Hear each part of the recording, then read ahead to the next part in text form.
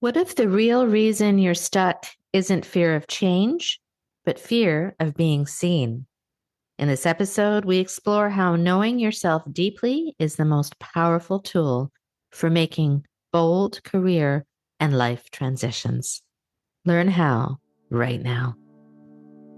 Welcome to the Midlife Reinvention Podcast, a podcast helping women in career and life transitions achieve clarity on their next steps so they can transform uncertainty into an energizing next chapter. I'm your host, Kavita Ahuja, and the founder of It's My Time Now Coaching. If you're wondering what's next in your career or life, you are in the right place. Through solo and guest episodes, you'll gain practical tips, tools, and inspiration to help you uncover blocks, gain confidence, and be, do, and have what you want. I rediscovered myself after the age of 50, and I know you can too. It's my time now to help you do just that. I'm so excited you're here. Let's dive in.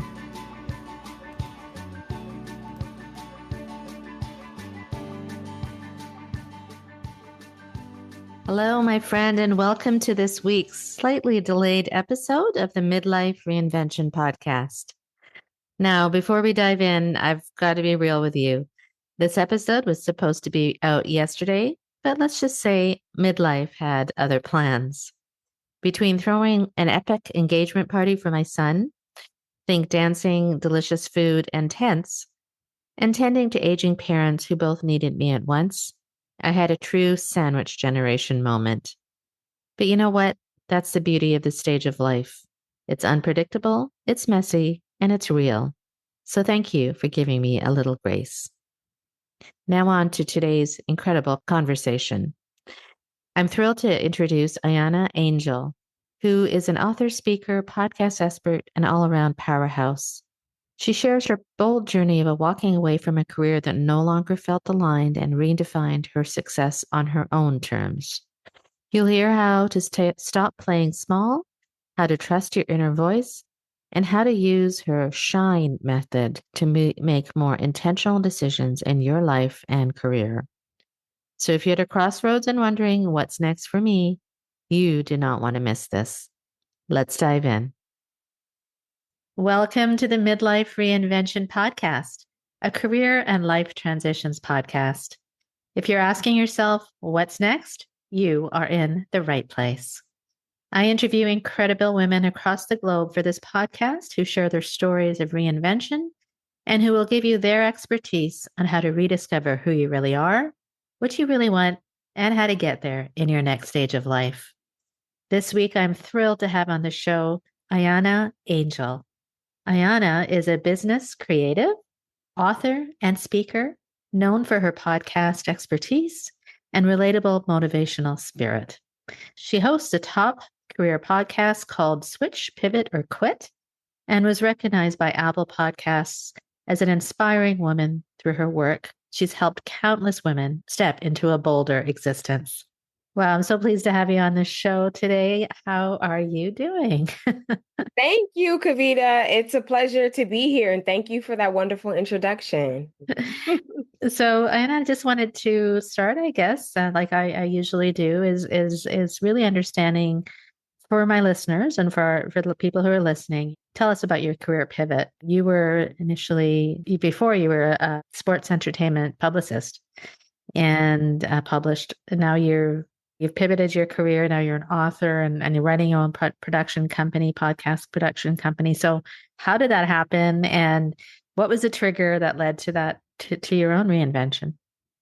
Yeah. How did that happen? So I sort of fell into PR. Hmm. It was something that I had an opportunity to do based off of an internship program that I was in. And so right after college, I had graduated, but I hadn't landed like the job that I wanted. I didn't really know what job I wanted. I just knew that my concentration was marketing within business. And so I was presented with this opportunity to take an internship. at the Game Show Network. It was LA, the office was in Santa Monica, and they were like, you can be a PR intern. And I was like, okay, I know nothing about PR, but let's do it. So I interviewed, got the internship, and that internship ended up being a gateway to a world that I didn't even know existed, right? In this world of PR. And I ended up staying there well over the internship time. They kept me until they found a permanent position for me.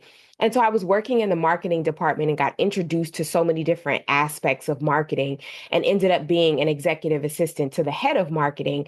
And she allowed me to work on all these different projects to just get my feet wet in all these areas of marketing. And so I ended up gravitating at the time to PR. I was like, okay, this is what I want to do. This seems like something that would be interesting to me and in my wheelhouse. I know how to write. I know how to talk. I'm a talker. And so this can work, right? This can work. But as I got down the road in my career and eventually worked in sports entertainment PR, as you were mentioning, I started to realize that there were some things that weren't exactly in alignment with who I was and how I wanted to show up as a business professional and the type of day to day that I wanted to see myself in and the type of work that I wanted to do. And one of the things, just for a quick example, when someone's like, well, you say that, but what does that really mean? I am a person that is outgoing to a degree, and I love to have conversation. I love to engage, but I like for it to be natural. I don't like to have forced interactions. I don't like to be fake with people, anything of that nature. And I felt like PR was a lot of that. Felt like PR, you had to make fast friends with people. You had to sort of like bug people in order to get them to do what you wanted them to do, maybe, right? And it was this give and take, but in the media landscape between writers and reporters Mm-hmm. and publicists. Sometimes you need each other. Sometimes one person needs the other one, and it always goes back and forth, right? And there's this game that you play, this dance that you play. And I just realized I wasn't cut out for the dance and I didn't want to be on the dance floor anymore. So for me, I was just like, this does not work for me. And I did it for a number of years, enough years to really realize what did not resonate with me and how I wanted to show up and how I wanted to feel when I performed a job every day. And Mm-hmm. so that was the catalyst to me eventually thinking, what do I really enjoy doing and how can I go back to some of the things that in my earlier years brought me joy? Because at this point, I had done everything to check the boxes. Mm-hmm. And I realized like checking the boxes was great for everyone else, but it didn't exactly bring me to where I felt like I should be in alignment with the type of life I wanted to live and the type of work I wanted to do. So that's what brought me to eventually just figuring out. I knew nothing about self-help. I knew nothing about personal development. This was 2014. This was before it was a heavy conversation online. This is before we had heavy conversations online, right? Right, People weren't right. really talking about much online. They were Yes. maybe posting some pictures on Instagram, Yes. but we weren't getting inundated with the type of information that we get inundated with now about tips on how to do this, tips on how to live your best life, all those things. And so I just did what seemed right to me as natural next steps. So I went and took a bunch of classes to just try and immerse myself in different things to see what could potentially feel good as a next move for me. And then I just took it from there and kind of kept going along that process until some things were revealed to me. Wow. That's so awesome. Thank you so much for sharing that. And as I was listening to you, I'm hearing your passion in what you do. And I'm also hearing it's so important what you said because you said that you weren't in alignment with who you were at the time. And that was kind of the catalyst. And so often I'm sure you have clients or you've heard people who live their life just in not in alignment because they feel like they're stuck or they have no other choice, right? Absolutely. And the fact that you realize like these fake conversations that you were having with these people, like you said, you didn't want to be on the dance floor anymore. I love that. So I think that that's so amazing that you realize that, you recognize that. And that's what was the trigger to make the pivot. Every Mhm. transition has these triggers, right? And it could be internal, there could be external, and often we ignore them. but Yeah. you listen to it and you're like, okay, well, what aligns with who I am? And then this interest in personal development, like, okay, like you had a little bit of an inkling interest, but then you learned about it. You taught yourself and that's what you're doing now. So I think the lesson there is really like listening to yourself and what your and an inner self says about if you're what you're doing is not in alignment with who you are, then why are you doing it? Right? Yeah, absolutely. You know? I feel like so many people look externally for the answers to their questions, even people listening right now to this podcast. A lot of times you're looking for something, you're looking for someone to tell you what to do, how to do it, what all of your next steps should be. I'm sad to break the news to you, but that's never going to happen, right? It Yes. has to be a combination between you information gathering, but also you paying attention to what your mind is saying to you, to what your heart is saying to you, to what your spirit is saying to you, your intuition is saying to you. You really being aware and connected to yourself in a way that helps inform your decisions. And I know that that sounds a little woo woo and everything, and I get it, right? But there is something to be said about really understanding yourself. When you understand yourself, it makes your decision making so much easier. And I'm not saying all decisions, right?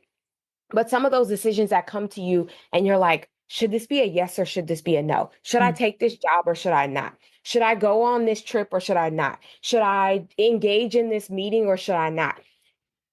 The decisions are easier when you know yourself better. mm, And also when you figure out what your North Star is. I hate to say the cliche, but your why for doing things, right? When you are connected with your deeper purpose for your existence, for your movements day to day, for your actions, when you're connected with a deeper purpose and a sense of, hey, this is why I'm doing these things, it really helps to inform your decision making. I realized that just by the sheer process of things that I was doing and the life that I was living and the things that I was engaging myself in.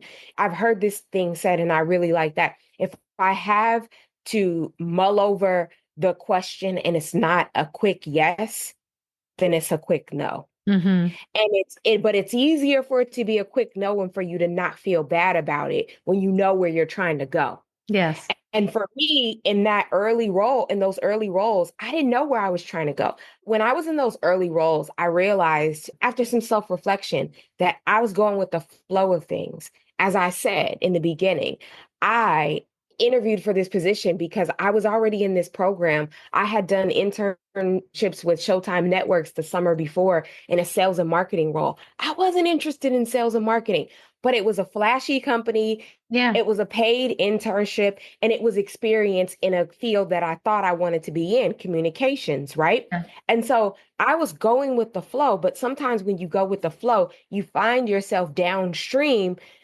grabbing for the shore, grabbing for a log, grabbing for a rock or anything because you're starting to feel like, "Ooh, I'm losing control of this."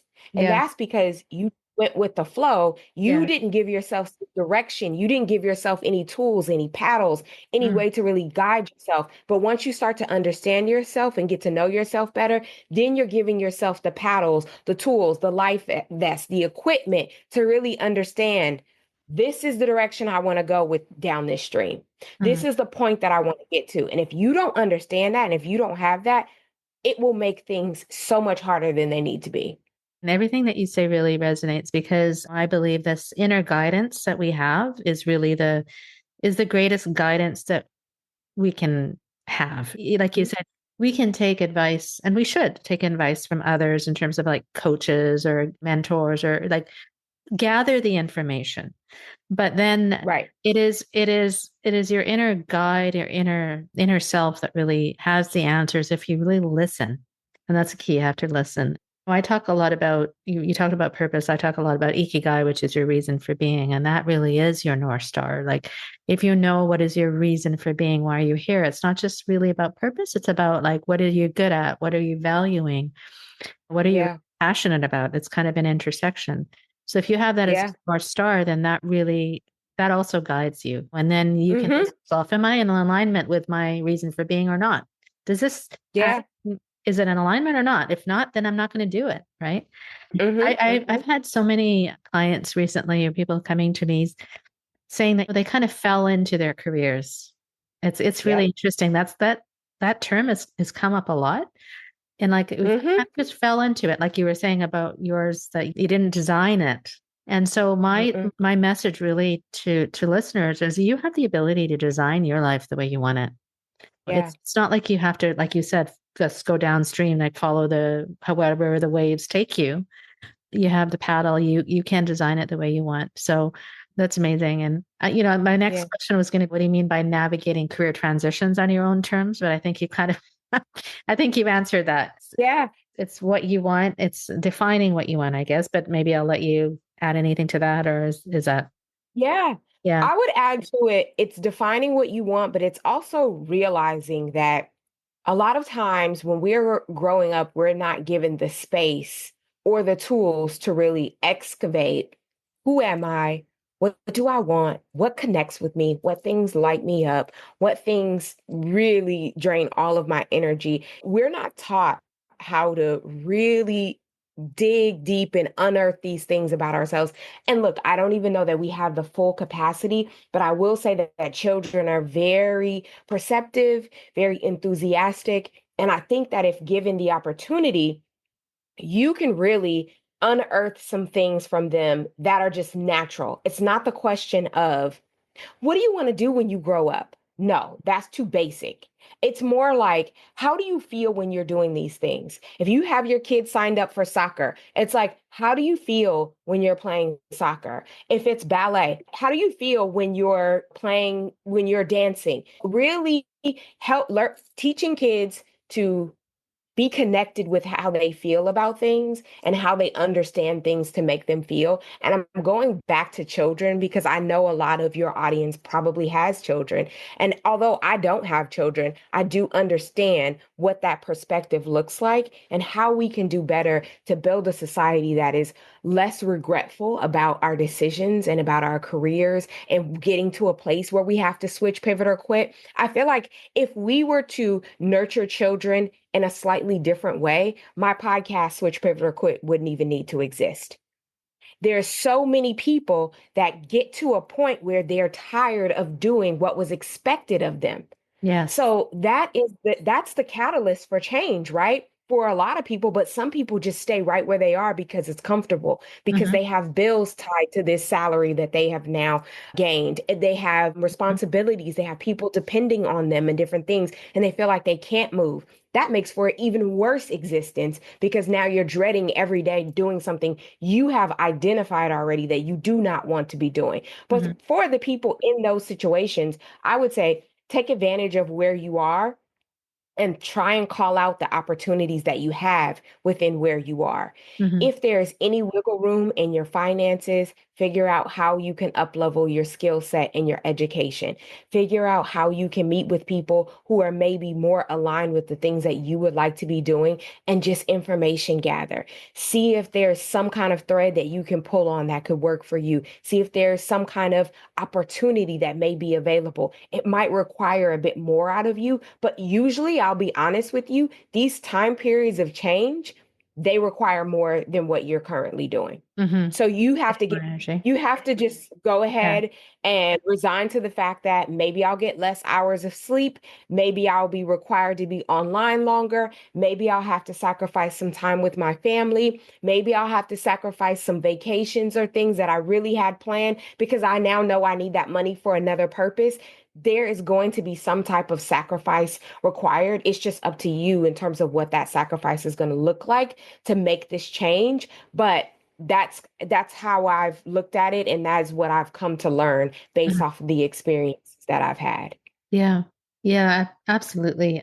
I had a conversation with my previous guest, and one of the things that stood out and what's aligned with what you're saying is there's discomfort in both ways. There's discomfort in staying where you are, and then there's discomfort in changing or pursuing what you really want.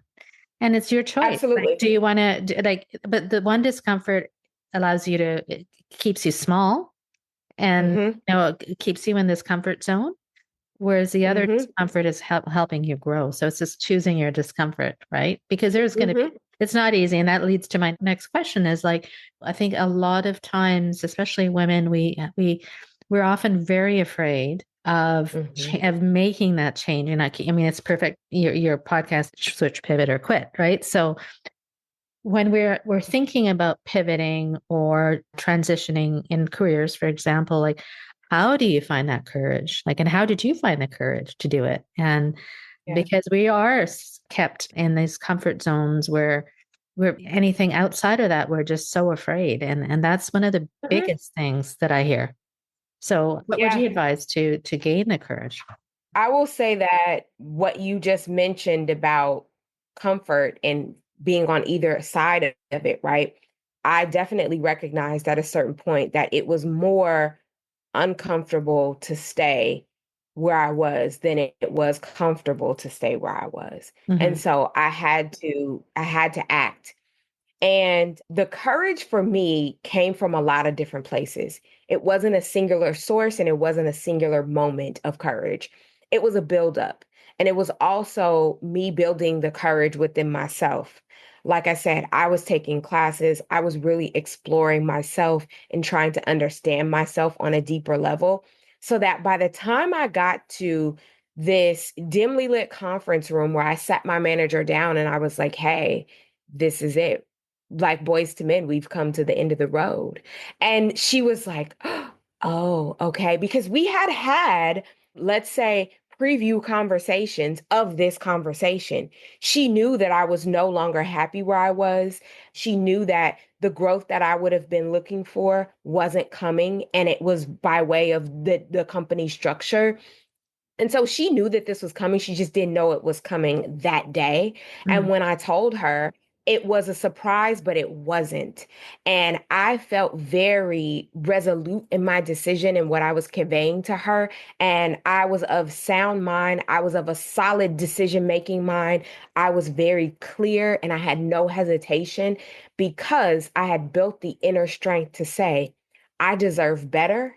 I know I am capable of more.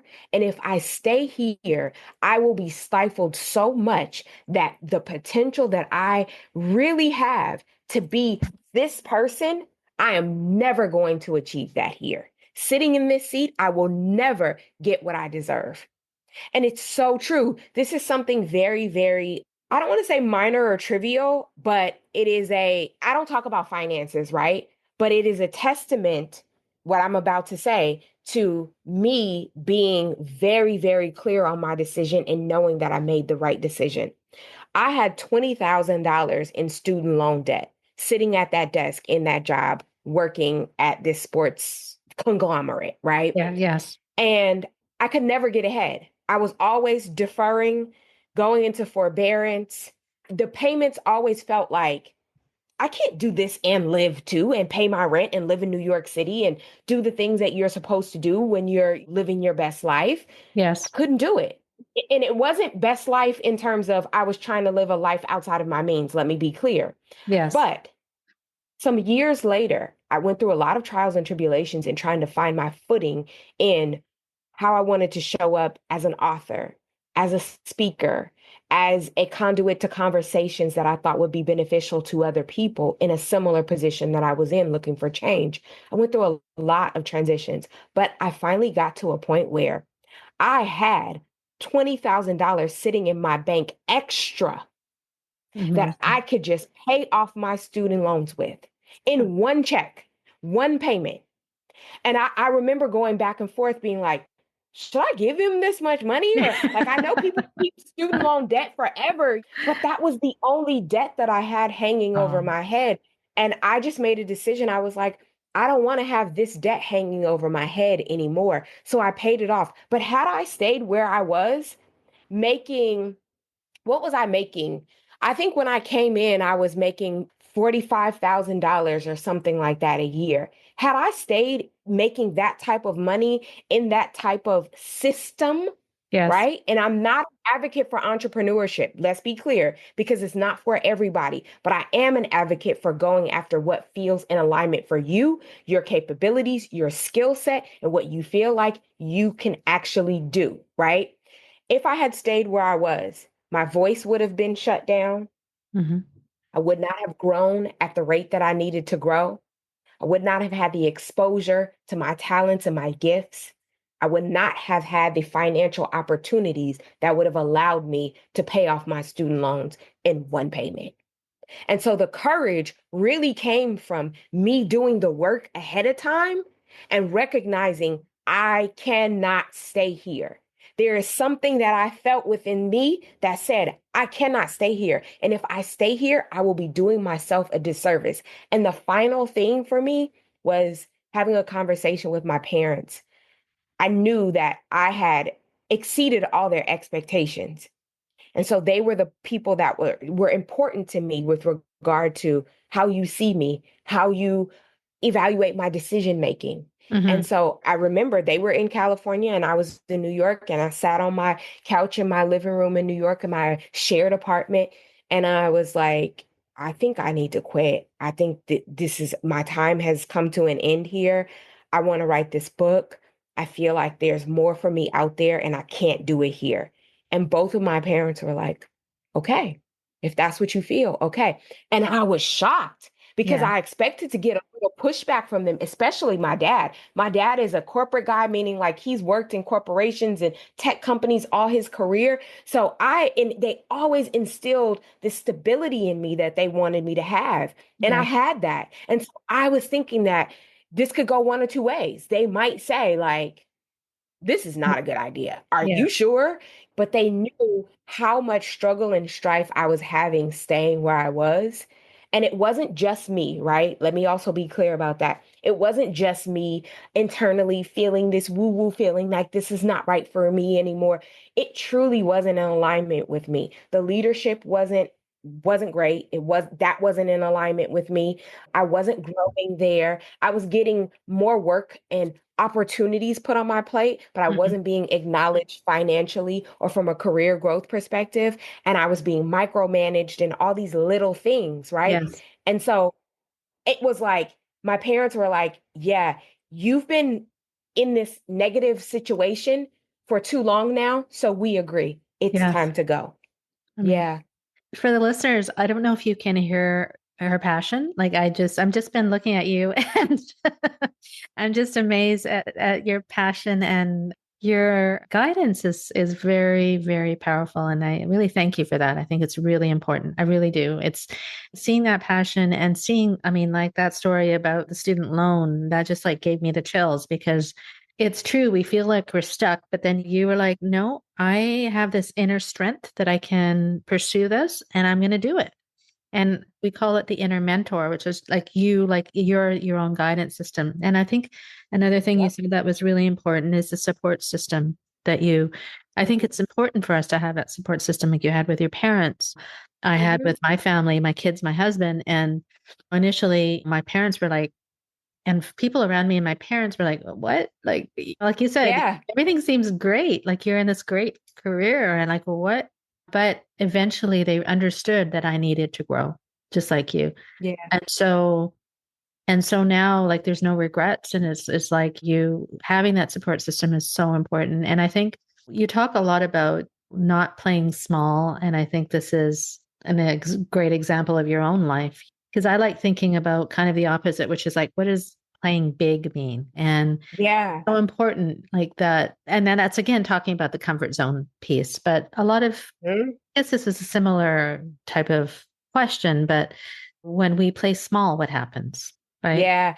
I think it's really interesting the idea of you should play big and you should think big. I think some of us are so conditioned and trained to diminish ourselves in some Yes. way, shape, or form. And we don't even realize it that playing big, we don't even know what that looks like Hmm. for us. We're not even really capable of envisioning what that grandest, biggest future could look like for us because we're so used to dumbing it down in one way or another.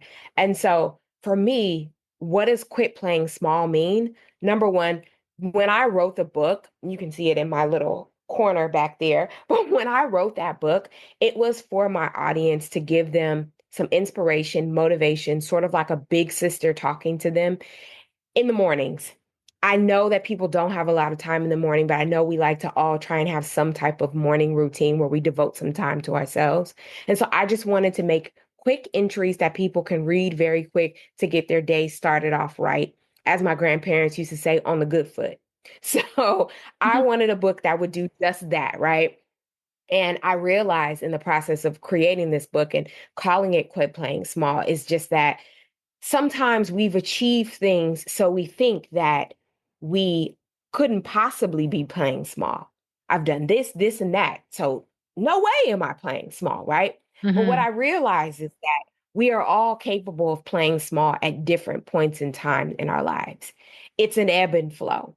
And where you have to check yourself and reel yourself back in and redirect yourself sometimes is if you find yourself not doing things because of an intimidation, because of a fear, because of a uncertainty, Mhm. that's when you got to say, no, I can't let that hold me back. I have to do this anyway, or at least have to try, because if I don't, I'd be playing small. And I Mhm. can't play small. I can't afford to play small if I really want the type of life that I say that I want. Right. Mhm. And so Mhm. you just sort of have to check yourself and reel yourself back in. And there's all these little instances in life, right? If you're in a meeting at work and you have a great idea, but you decide, I don't think I'm going to say it right now, or I'll wait to take it offline with so and so, who I feel really comfortable with, because Yeah. I know that person won't judge me, right?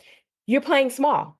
Say the idea, especially the big idea, in the big meeting with all the big personalities, with all the big voices and decision makers. And if it's not a great idea, guess what? It's not the end of the world. And Right. people will at least say, you try, you contribute. At the end of the day, what they won't be able to say is Ayana is not a contributor to the brain trust, to the brainstorm meetings, to the big ideas that we are trying to generate within this environment, in this ecosystem. No, they're going to say she tries. They're Mhm. going to maybe even tap you when it's time to have another brainstorm meeting because they know that you come up with good ideas. Maybe they're not always ideas that are actioned, but you still bring that confidence to the table to actually speak up. Mhm. Those are situations where if you're not doing the thing, if you're not speaking up and using your voice, you are playing small. That's just a Mhm. simple day to day example. So Mhm. to me, you can't afford to play small if you want big results. You just can't. And I always like to say that if you want to be successful, and success means different things for different people, and I respect that.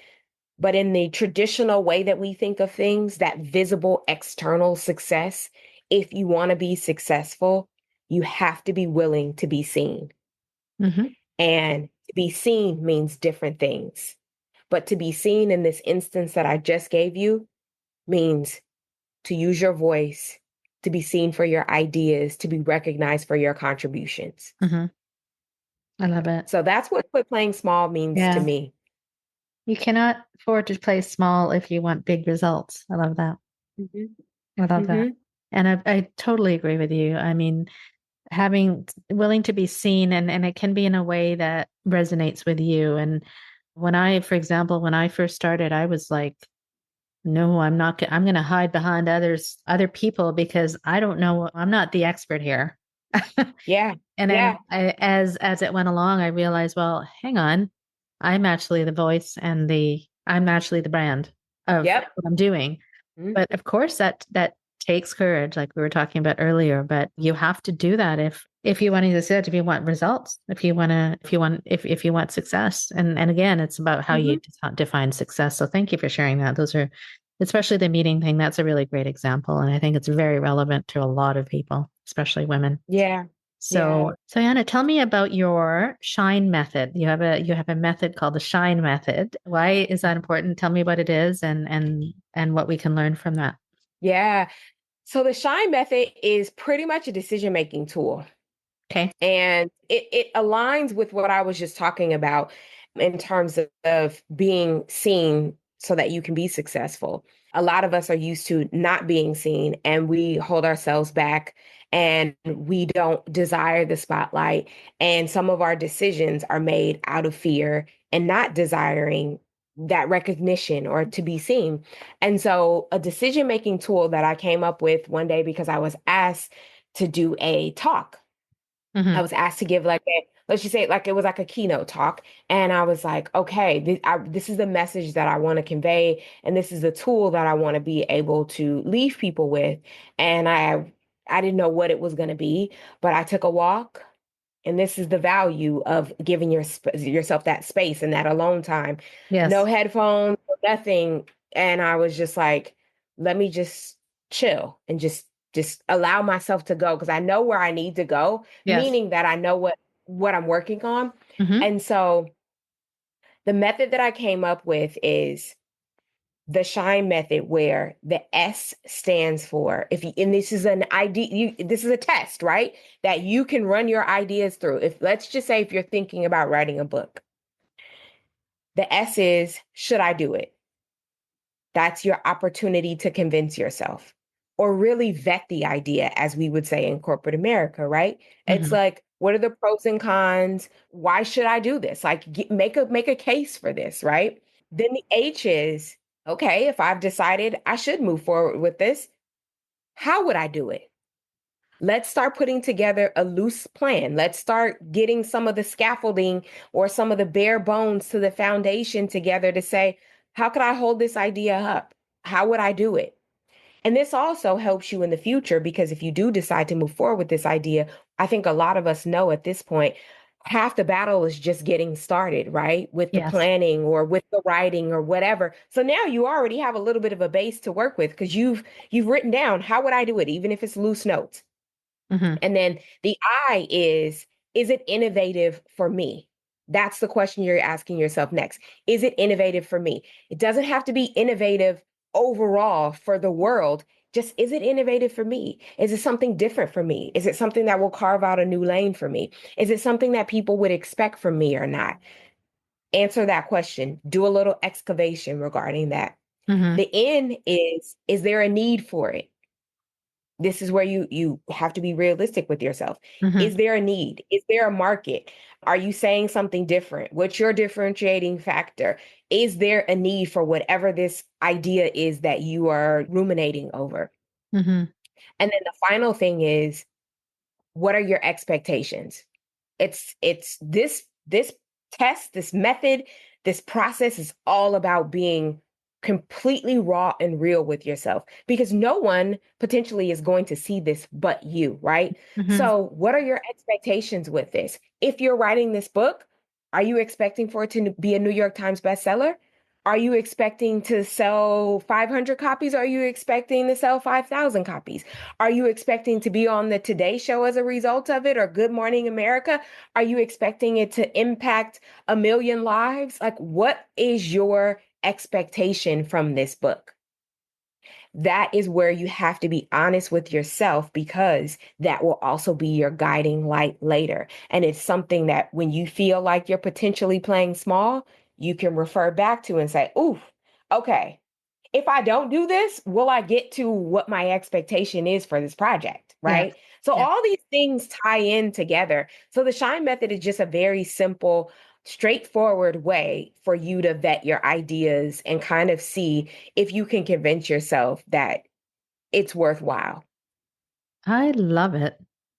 It's Thank you. amazing. It's really great. So I'm going to summarize here. S is should I do it? H is how would I do it? Very quickly. I Hmm. is it innovative for me? N is there a need? And E, what are your expectations? Yep, Amazing. exactly. I'm going to use this. I really am. I Please think do. yeah, it's really good. It's really good because it's an honest evaluation of the decision ahead of in front of you. And Yeah. incorporating both what you believe for yourself, your own expectations, and if there's actually a need out there, because often we put things out there, we think it'll fly. The marketing 101 is like Yeah. do people really need this thing? But it's also about your Yeah. uniqueness and realizing that each of one of us is unique and we have unique gifts. And unless and until you bring out your unique gifts to the world, how are you going to know that even if you influence one person, it's better than not putting it out there? And I also just want to add this for your listeners, and this is the growth of believing in yourself, right? It's not necessarily an overnight exercise or thing that's just going to happen, especially if you're not trained to do it. It takes some time. Like I said at the top of our conversation, there is no one source that's going to tell you exactly what you need to do and how you need to do it. But there are tools that you can use. And I realize this can be a tool that people can actually use because people always want tools to figure out, what do I do next? What Yes. do I do next? Yes. And I just have to take a moment to really say, you are more powerful than you know. And I want to say that to your listeners as well. You are more powerful than you know. But if you never give yourself the space to utilize that power, to tap into that power, to really understand that power, you will always miss the mark. You will let it go. It won't come to its full fruition because you have stifled that power that's within you. Wow. Perfect. Perfect. That was like what I needed to hear today. It's amazing. Thank you so much. What a great, I feel like we could talk for hours, honestly. And I just I love your energy. I love the power within you. And it's evident that you're a huge motivator. And I really, really appreciate everything that you shared with me, with our audience today. It's been wonderful. So Thank you. And thank you please, so much for having me. please let us know about where we can find you, what's next for you, and all the good stuff. Because I'm sure after Yeah. listening to this today, everyone's going to be like, "Where can I find her? She's amazing." Oh, thank you. You are too sweet and too Yeah. kind. I appreciate it. Yes. So my website is ayanaangel.com, and that's AHYIANA angel.com. You can find me there. You can get connected to get a copy of the Quit Playing Small book. I'm also on Instagram at ayana.angel, on LinkedIn, wherever you tend to hang out. I've also started doing YouTube again because I did it years ago. You can find me there as well. So, yeah, come and check me out and say hey and let me know where you heard or how you found me, And don't where forget you about heard your me. Tell podcast too, right? Yeah, yeah. Yeah. Yes, the Switch Pivot or Quit Yes. podcast is Yeah. also available for people to Yes. listen to. Yes. And just tell me Kavita sent you. Yeah. Yeah. And I look forward to being on that as well. Yeah. Exactly, because we're doing an Yes. episode. So I think there's so much similarity in our stories and just journeys Yes. and also with so many other people as well. So I'm glad that we're able to talk about these things now and give space for each other to have these conversations and just really understand the little cues and clues that we've picked up along the way that we can now Yes. share with other people. Yes. So thank you for Absolutely. giving me this opportunity. Thank you so much. Thank you. Thank you so much for listening to this inspiring conversation with Ayana Angel. I hope it sparks something in you because there were so many valuable takeaways. Here's just a few I want to leave you with. Number one, you just don't have to stay stuck. If something feels out of alignment, trust that feeling. It's trying to guide you. Number two, reinvention doesn't happen overnight. It's built step by step through self awareness, courage, and action.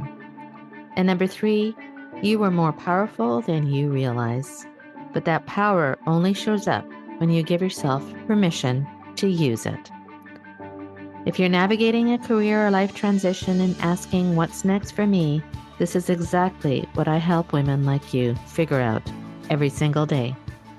I'm here to guide you through the uncertainty and help you design a life and career that actually feels right. So don't wait. Book your complimentary coaching session with me and email me at kavita@itsmytimenowcoaching.com. If you're ready to stop playing small and start creating the life you know you're meant for, I'm your person. The link to book the call is in the show notes. Until next time, my friend, take care. And remember, it's your time now.